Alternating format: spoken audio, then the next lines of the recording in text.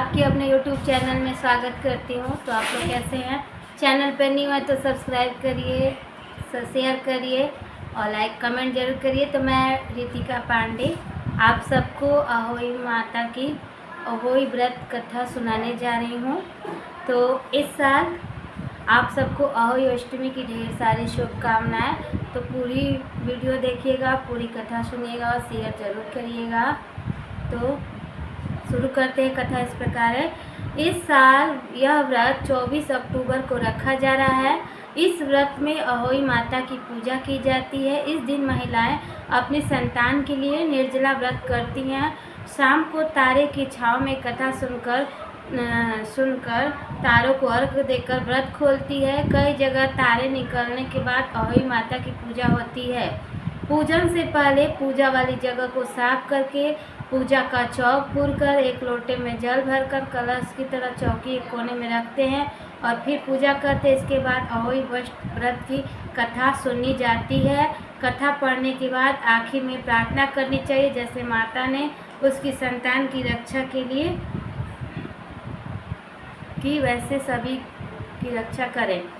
कथा इस प्रकार है। प्राचीन काल में एक साहूकार था जिसके 7 बेटे और 7 बहुएं थी। इस साहूकार की एक बेटी भी थी जो दीपावली में ससुराल से मायके आई थी।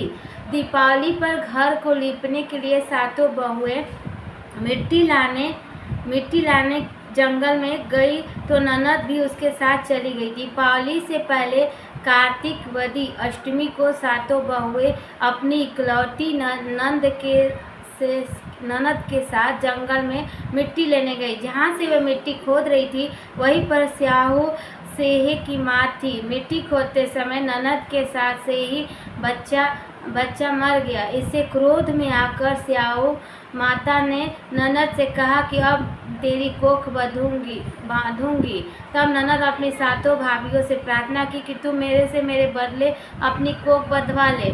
सभी भाभियों ने कोख बंधवाने से मना कर दिया, लेकिन छोटी भाभी सोचने लगी अगर मैं कोख न बंधवाऊंगी तो सासू जी नाराज हो जाएंगी। ऐसा विचार कर ननद के बदले छोटी भाभी ने अपने को बांध ली। उसके बाद जब उसे जो बच्चा होता वह 7 दिन बाद मर जाता था। एक दिन साहूकार की स्त्री ने पंडित जी को बुलाकर पूछा कि क्या मैं इस बहू की संतान 7वें दिन क्यों मर जाती है।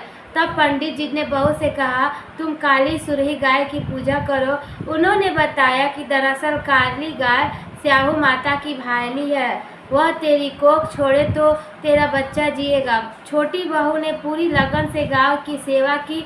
एक दिन गौ माता बोली कि मेरे जागने से पहले कोई रोज मेरी सफाई कर जाता है, जो आज देखूंगी। गौ माता खूब तड़के जागी तो क्या देखती है साहूकार की बेटे की बहू उसके नीचे सफाई आदि कर रही है। इससे गौ माता प्रसन्न हुई और बोला कि मैं तुमसे प्रसन्न हूँ, जो तुझे चाहिए वो मांग ले। तब साहूकार की बहू बोली स्याहू माता तुम्हारी भायली और उन्होंने मेरा कोख बांध रखी है, उनसे मेरी कोख खुलवा दो। गौ माता ने कहा अच्छा। तब गौ माता 7 समुंदर पार अपनी भायली के पास उसको लेकर चली। रास्ते में कड़ी धूप थी, इसीलिए दोनों एक पेड़ के नीचे बैठ गई।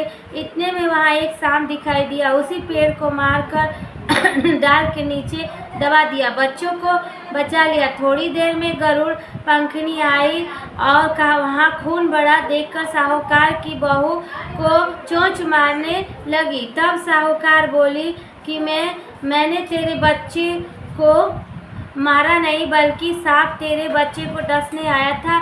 मैंने तो तेरे बच्चे की रक्षा की है।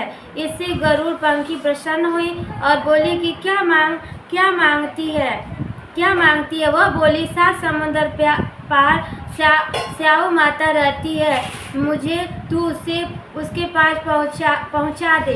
तब गरुड़ पंखनी ने दोनों की अपनी पीठ पर बैठाकर स्याहू माता के पास पहुंचा दिया। स्याहू माता उन्हें देखकर बोली कि अब बहन बहुत दिनों बाद आई। फिर कहने लगी कि बहन मेरे सिर में जू पड़ गई है। तब सुरही के कहने पर साहूकार की बहू ने सिलाई से उसकी जुएं निकाल दी। इस पर स्याहू माता प्रसन्न होकर बोली, तेरे 7 बेटे और 7 बहुएं हो। साहूकारनी बोली कि मेरा तो एक भी बेटा नहीं है, 7 कहाँ से होंगे। स्याहू माता बोली, वचन दिया, वचन से फिरूं तो धोबी के कुंड पर ककरी हो। तब साहूकार की बहू बोली, माता बोली मेरी कोख तो तुम्हारे पास बंद पड़ी है, जा तेरे घर के मुझे 7 बेटे 7 बहुएं मिलेगी, तू सजा कर उजमान करना, 7 अहोई बनाकर 7 कढ़ाई करना। वह घर लौट आई और देखा 7 बेटे 7 बहुएं बैठी हंस, वह खुश हुई।